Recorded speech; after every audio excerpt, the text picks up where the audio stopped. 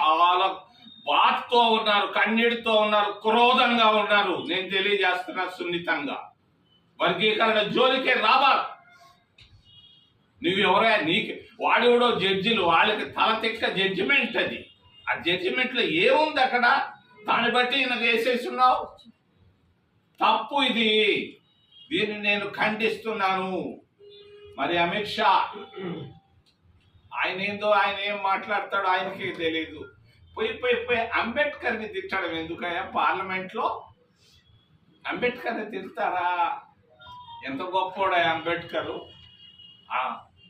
అంబేద్కర్ గురించి చాలా ఉంది చెప్పాలంటే, నేను ప్రస్తుతానికి చెప్పటం లేదు.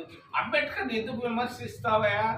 అమిత్ షా నువ్వు విమర్శించావు, క్షమాపణలు అడగాలి కదా. దేశంలో ఉన్నటువంటి ప్రజలందరూ దాదాపు కోట్లాది మంది బాధపడుతున్నారు. భారతీయ జనతా పార్టీ ఇదేనా? ఇందుగా మీరు పార్టీ పెట్టుకుంది?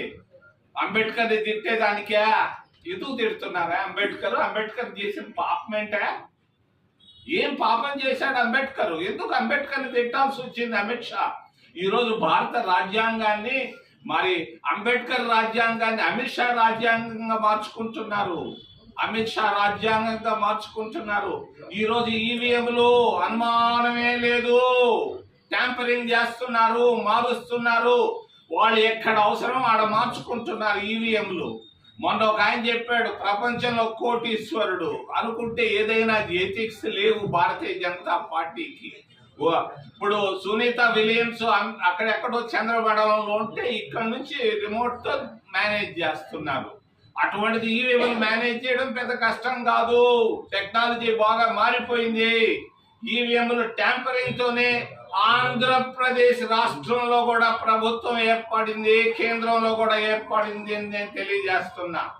ఈవీఎం విధానమే వద్దు, దొంగ విధానం. తెలుసో తెలియకో తీసుకొచ్చారు. దీన్ని ఆపేయండి. అమెరికాలోనే అంత పెద్ద టెక్నాలజీ ఉన్న అమెరికాలోనే లేదు. బ్యాలెట్ విధానానికి పోవాల్సిన అవసరం ఉందని నేను తెలియజేస్తూ, ఇంకా ఎన్నో విషయాలు ఉన్నాయి, కానీ ఈ 2 విషయాలకి నేను ఈరోజు ఆపుతున్నాను. మరి చివరిలో ఒక్క విషయం గురించి చెప్పాలనుకుంటున్నాను. జర్నలిస్టుల గురించి. మీరు కష్టపడుతున్నారు పొద్దున్న నుంచి సాయంకాలం దాకా. మీకు వచ్చే జీతాలు చాలా తక్కువ, ఇళ్లలో కష్టాలు ఎక్కువ. కనీసం ఇల్లు కట్టుకోండి. తిరుపతిలో మేమందరం, మా జర్నలిస్టులకు మేము ఇల్లు కట్టించాం. అందరూ లక్షాధికారులు, కొంతమంది కోటీశ్వరులు కూడా అయ్యారు, కారుల్లో ఉన్నారు. నేను ఈ దఫా విశాఖపట్నం వచ్చే లోపల నాకు ఒక అర్జీ కానీ మీరు కానీ, మొన్న విజయవాడలో కూడా ఇదే చెప్పాను, మీరు ఒక అర్జీ రాసిస్తే నేను తలా 5 సెంట్లు ఇప్పించేదాన్ని గట్టిగా ప్రయత్నం చేస్తాను. నేను ముఖ్యమంత్రితో మాట్లాడతాను. ముఖ్యమంత్రితో అంటే నేను 300 ఎకరాలు టాటాకి ఇస్తానంటాడు.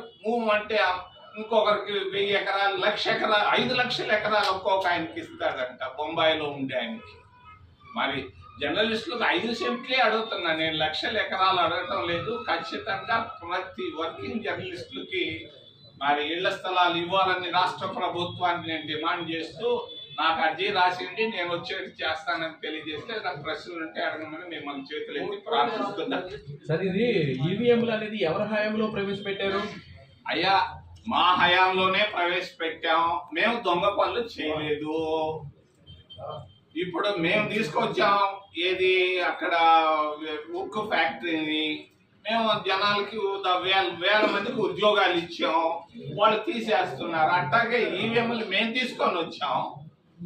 మేము తప్పులు చేయలేదు, ఇటు పెట్టి మేము కొట్టలేదు. ఆడ మా దగ్గర తెలిసిపోయింది. సునీత విలియమ్స్ ని రిమోట్ తో మేనేజ్ చేస్తున్నారు భూమి పైన కూర్చొని. ఈవీఎంలు మేనేజ్ చేయడం చాలా సులువు, వాళ్ళకి ఎథిక్స్ లేవు. ఏదైనా చేయగలరు అధికారంలోకి వచ్చేదానికి.